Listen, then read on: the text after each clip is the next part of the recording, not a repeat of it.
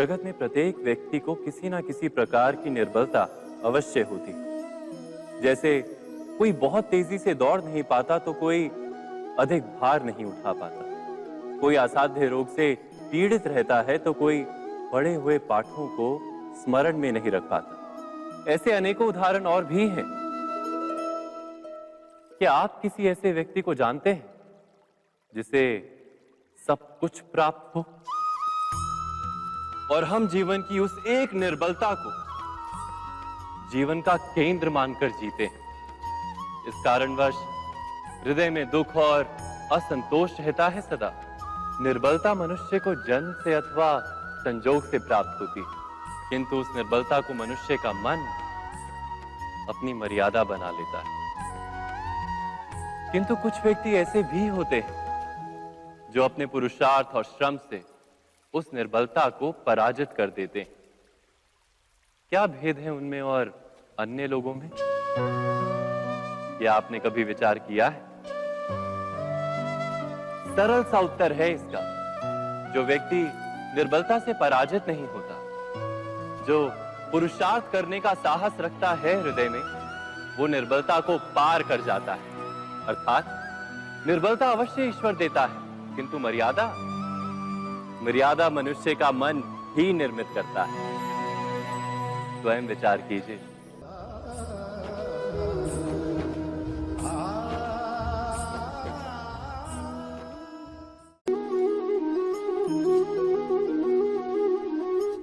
भविष्य का दूसरा नाम है संघर्ष।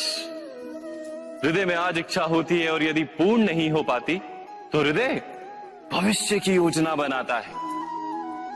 भविष्य में इच्छा पूर्ण होगी ऐसी कल्पना करता रहता है, किंतु जीवन ना तो भविष्य में है ना अतीत में।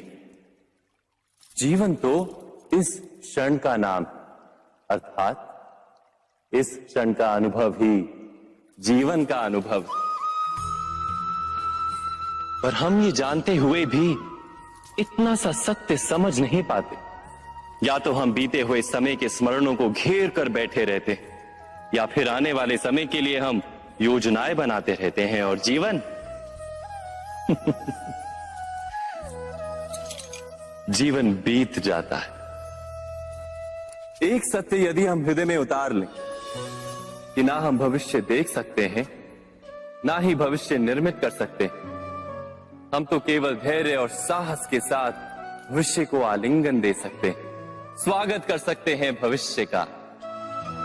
तो क्या जीवन का हर पल जीवन से नहीं भर जाएगा? स्वयं विचार कीजिए।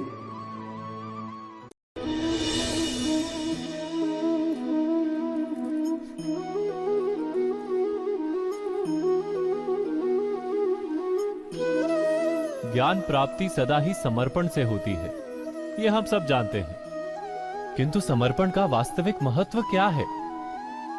क्या हमने कभी विचार किया? मनुष्य का मन सदा ही ज्ञान प्राप्ति में विभिन्न बाधाओं को उत्पन्न करता है। कभी किसी अन्य विद्यार्थी से ईर्ष्या हो जाती है, कभी पढ़ाए हुए पाठों पर संदेह जन्मता है और कभी गुरु द्वारा दिया गया दंड मन को अहंकार से भर देता है। नहीं, क्या ऐसा नहीं होता? न जाने कैसे कैसे विचार मन को भटकाते हैं और मन की इसी अयोग्य स्थिति के कारण हम ज्ञान प्राप्त नहीं कर पाते। मन की योग्य स्थिति केवल समर्पण से निर्मित होती है। समर्पण मनुष्य के अहंकार का नाश करता है, ईर्ष्या, महत्वाकांक्षा आदि भावनाओं को दूर कर हृदय को शांत करता है और मन को एकाग्र करता है।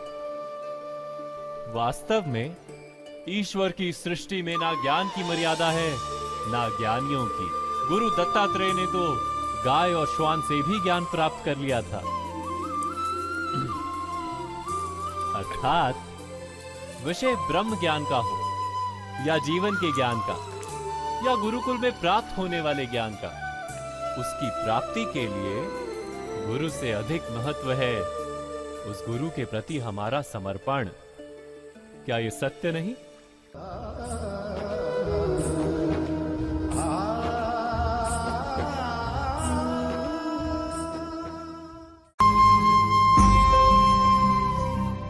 प्रत्येक मनुष्य के जीवन में ऐसा क्षण अवश्य आता है जब सारे स्वप्न, सारी आशाएं, सारे दृश्य ध्वस्त हो जाते हैं। जीवन के सारे आयोजन ही बिखर जाते हैं।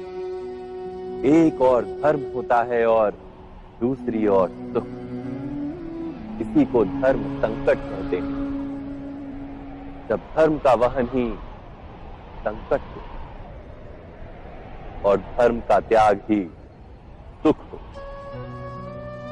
विचार कीजिए, कभी किसी स्वजन के विरुद्ध सत्य बोलने का अवसर प्राप्त हो जाता है, कभी ठीक दरिद्रता के समय सरलता से चोरी करने का मार्ग प्राप्त हो जाता है, कभी किसी शक्तिशाली राजनेता या राजा के कर्मचारी का अधर्म प्रकट हो जाता है।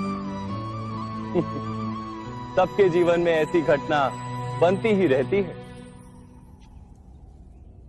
अधिकतर लोग ऐसे किसी क्षण को धर्म संकट के रूप में जान ही नहीं पाते। हमें किसी प्रकार के संघर्ष का अनुभव ही नहीं होता। सहजता से सुख की ओर खींचे चले जाते हैं, जैसे मक्खी गुड़ की ओर खींची चली जाती। वास्तव में धर्म संकट का क्षण ईश्वर के निकट जाने का क्षण होता है। यदि हम संघर्षों से भयभीत ना हो, सुख की ओर आकर्षित ना हो, अपने धर्म पर दृढ़ रहे, तो ईश्वर का साक्षात्कार दूर नहीं।